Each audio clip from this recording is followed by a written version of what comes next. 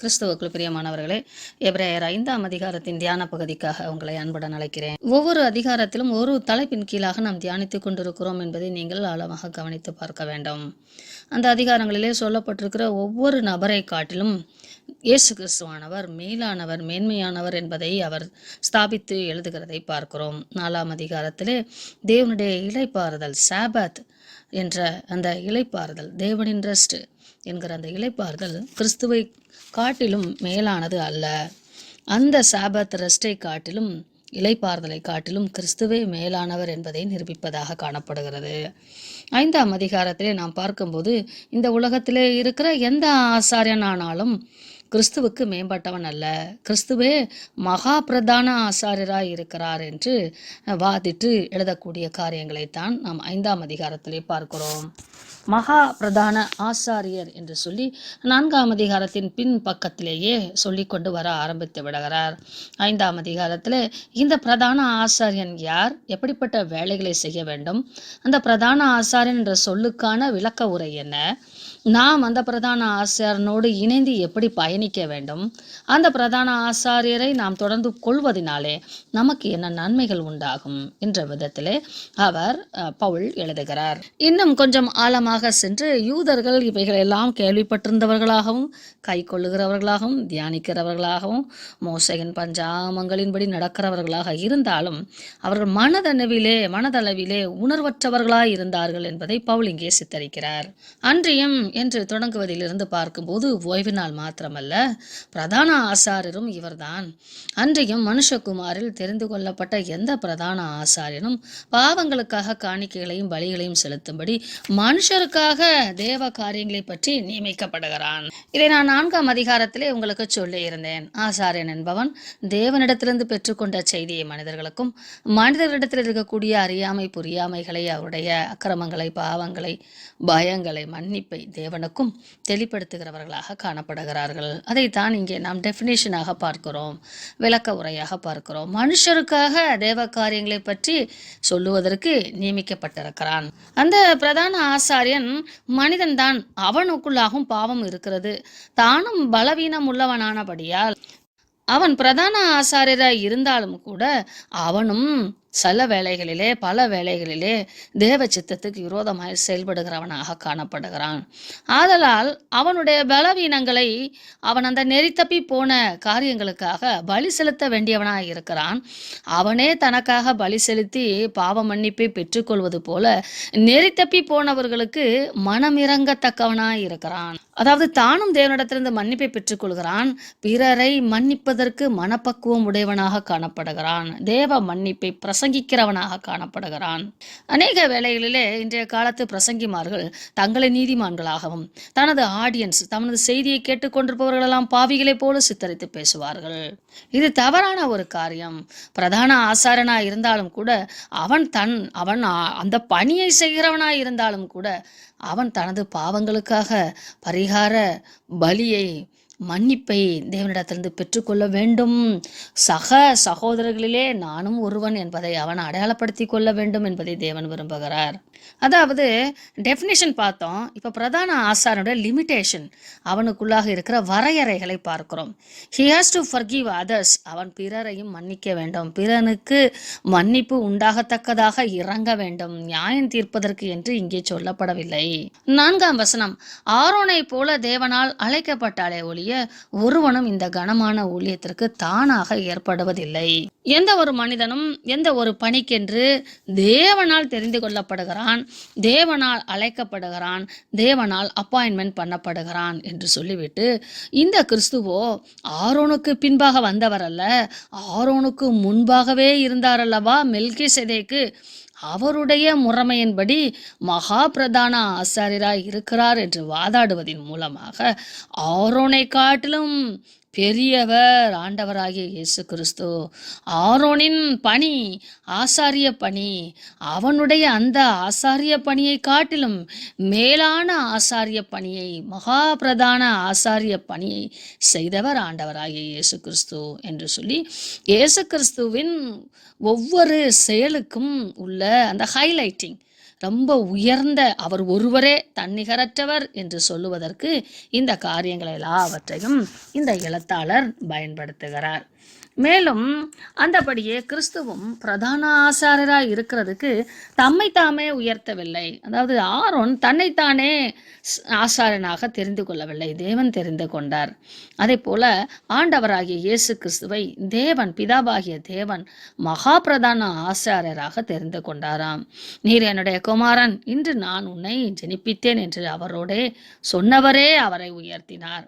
தேவன் தான் சொல்றார், நீ என்னுடைய குமாரன், என்னுடைய நீதியை நீ நிலைநாட்ட வேண்டும் என்று தேவன் தெரிந்து கொண்டாராம். உன்னை குறித்து எனது நீதி புத்தகத்திலே, சட்ட புத்தகத்திலே எழுதி வைத்திருக்கிறேன் என்று தேவன் சொன்னாராம்.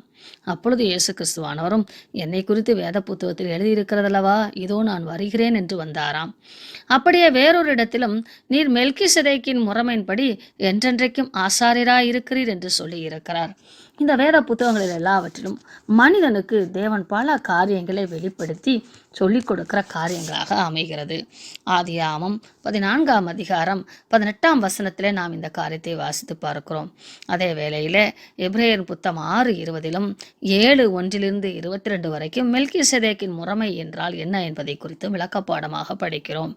அதோடு கூட சங்கீதம் 110:4 தாவீது தனது தீர்க்கதரிசன உரையாக நீர் என்றென்றைக்கும் மெல்கிசேதேக்கின் முறைமையின்படி ஆசாரியராய் இருக்கிறீர் என்று சொல்லியிருக்கிறார். இதை மேலும் ஆழமாக நாம் 7ஆம் அதிகாரத்திலே படிப்போம்.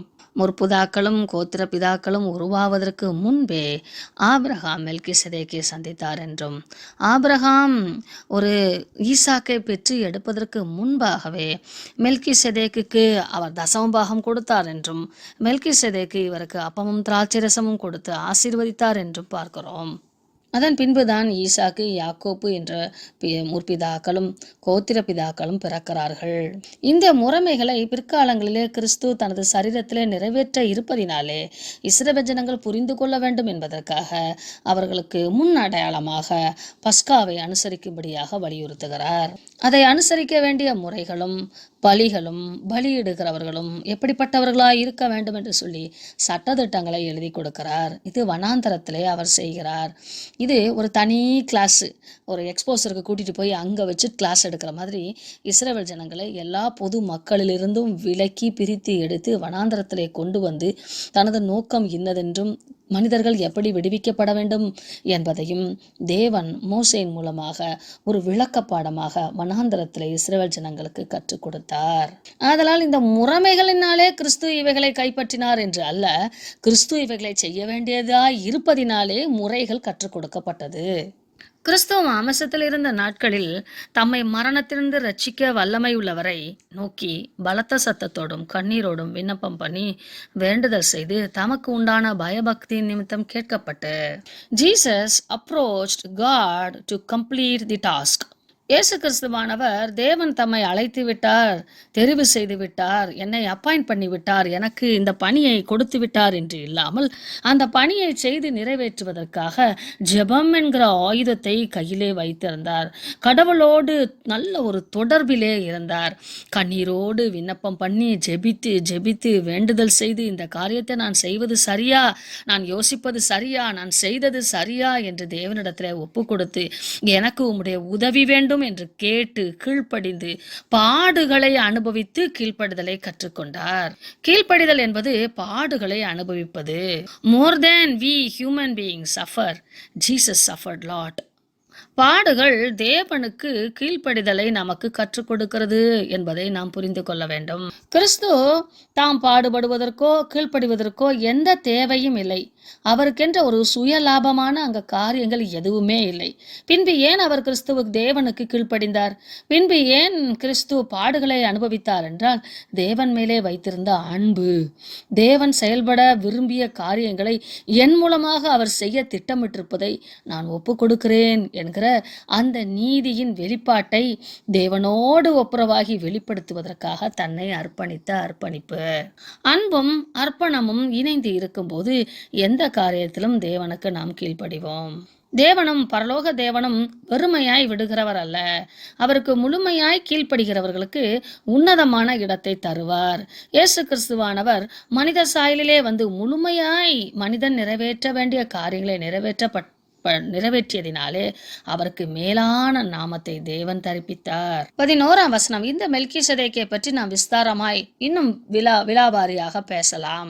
ஆனால் நீங்களோ கேட்பதற்கு விருப்பம் இல்லாமல் இருக்கிறீர்கள், ஏற்றுக்கொள்ள மனதில்லாதவர்களாய் இருக்கிறீர்கள். நீங்கள் கொஞ்சம் உங்கள் மனதை திறந்து நான் சொல்ல வருகிற காரியங்களை செவி கொடுத்து கேட்பீர்களானால் அதை உங்களுக்கு விளக்கப்படுத்துவது அரிதாகும், ரொம்ப ஈஸியா இருக்கும். ஆனால் நாங்கள் கேள்வியிலே மந்தம் உள்ளவர்களாய் இருக்கிறபடினாலே இதை குறித்து என்னால் போதிப்பதற்கு நான் மிகவும் போராடுகிறேன். 12. காலத்தை பார்த்தால் போதகராய் இருக்க வேண்டிய உங்களுக்கு தேவனுடைய வாக்கியங்களின் மூல உபதேசங்களை மறுபடியும் உபதேசிக்க வேண்டியதாய் இருக்கிறது என்று சொல்லி ஒரு மனவேதனையோடு தனது கவலையை கடிந்து கொள்ளுதலாக வெளிப்படுத்துகிறார் இந்த எழுத்தாளர். காலத்தை பார்த்தால் போதகராய் என்றால் பழைய ஏற்பாட்டு காரியங்கள் எல்லாம் நடந்து முடிந்து விட்டது. சுவிசேஷ காரியங்கள் எல்லாம் கிறிஸ்து வந்து விட்டார். மேசியாவின் காரியங்கள் எல்லாம் நடந்து முடிந்து விட்டது. அவர்களுக்கோ கண்ணில்லை, விளங்குவதற்கு உணர்வில்லை, புரிந்து கொள்ள மனம் ஈடுபாடற்ற சூழலிலே இருக்கிறது. இயேசு கிறிஸ்துவே எல்லாவற்றிலும் மேலானவர் என்பதுதான் மூல வாக்கியம். இந்த மூல வாக்கியத்தை நான் உங்களுக்கு பிரசங்கிப்பது மிக கடினமாய் இருக்கிறது. இயேசு கிறிஸ்துவே மகா பிரதான ஆசாரியர்.